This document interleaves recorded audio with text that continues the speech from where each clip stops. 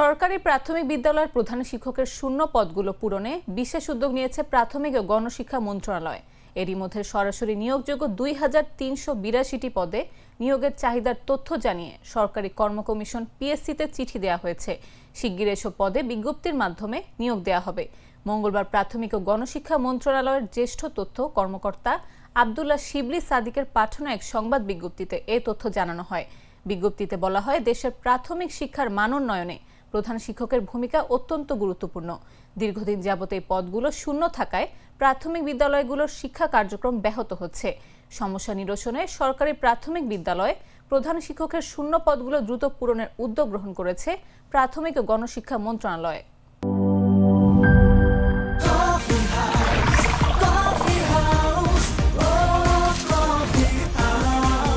Coffee house, প্রতি চুমুকে আড্ডা জমে।